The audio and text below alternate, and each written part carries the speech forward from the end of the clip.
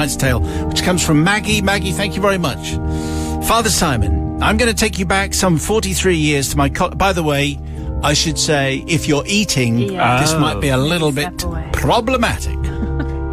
Some 43 years to my college days. In 1979, I was in my second year as an English and drama student. Matt's favourite. We only wore berets at weekends. Obviously. My confession is set in the 1960s purpose-built blocks that were set around a quadrangle where the students all lived. Scrivens was the girls' block, and opposite was Rowan, the boys' block. And this block housed the, in quotes, elite sportsmen. Lots of testosterone and sweat, Father Simon. Just like... No, not at all. If my memory serves me, there were 20 males to every female. But we, the girls, would dance on the dance floor and listen to our favourite hits every weekend. I Will Survive, Le Freak, When You're Alone with a Beautiful Woman. All those greatest hits, favourites. What moves we had. We thought we looked great and often had a little wink or smile from an admirer, which would make the evening even more special. Happy days, Father Simon. There was always banter between the boys and the girls' block, many pranks and forfeits and so on, always designed to make us laugh and never malicious. However, early October 1979, soon after the start of our second year, the practical jokes started to take a more ominous tone.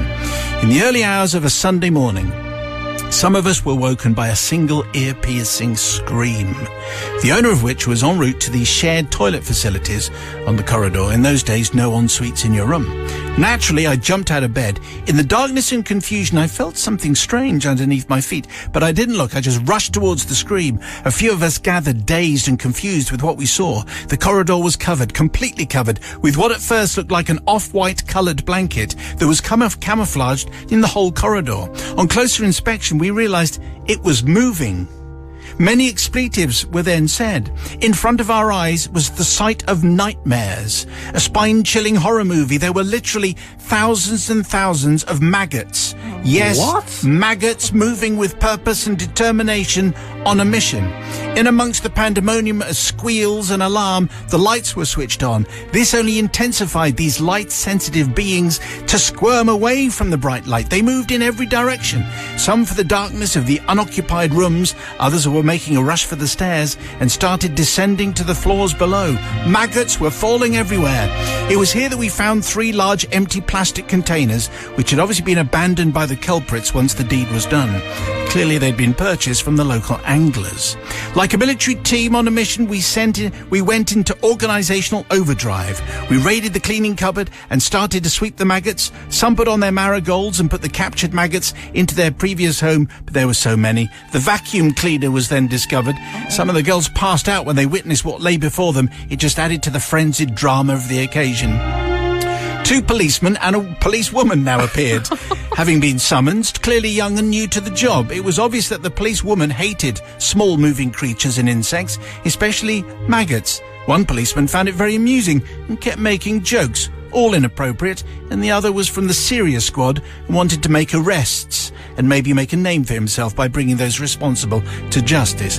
However, once they established that we didn't have a clue what was going on and they were not going to help in any way, shape or form in clearing up, they left, the policewoman making shrieks as she tentatively made her way to the stairs, treading on maggots as she went. As the sun was rising, we ceremonially took the containers, the bin liners, the contents of the vacuum cleaner and emptied the maggots into the middle of the rugby pitch. Now, I apologise at this point for what we did to the maggots.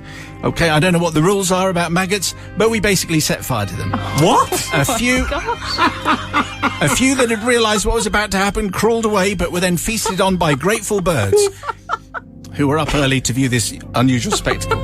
I'm sure that's probably not allowed, but it might be fine, because if you put them on a fishing hook, then, you know, why not? As you can imagine, the gossip spread, and questions were asked the next morning. The Chancellor saying that all this nonsense had to stop. Yeah. No one was quite sure who was responsible. Names were put forward, but no one ever knew.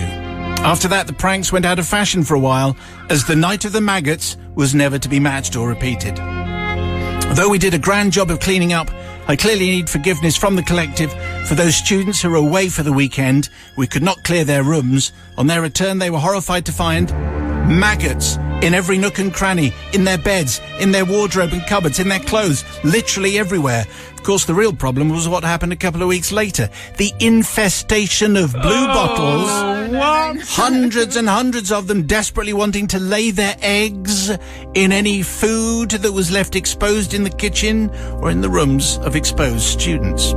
This problem seemed to be with us for a long time. Also, I need forgiveness from the cleaners, who never really knew that their vacuum cleaner had been used, and forever complaining about the blue bottles that seemed to live in their cleaning cupboard. And finally, I seek forgiveness from the greens man, who had to replace the burnt-out patch of grass and restore the pitch to its former glory. And for this, I am truly sorry. Well, there's an awful lot to forgive there, I think. I think it's a little bit drastic, but anyway, imagine that. Thousands of maggots at like 3 a.m. That's going to be scary. Sister Katie, Susie. Yeah, I mean, it might have been that the boys just took it to a next level and it got out of hand, but I am curious, Maggie, as to what you did to then warrant them doing this prank. Yes. I feel like there was definitely something before this happened. I can't forgive you just because I'm now terrified to go home. I have a horrible feeling that there's going to be maggots in my wardrobe or something. I'm very stressed, so you're not forgiven. I'm sorry. It does sound as though they worked their way into every crevice. Oh, yeah. A brother from another gutter. I mean, no one really comes out of this story well. You know? I mean, setting fire to the maggots. I've seen them live. Setting fire to the maggots feels like a little extreme. I mean, surely they'd have just burrowed down in the... I'm not an expert on maggots. So I am going to forgive, just because they probably had it coming, no matter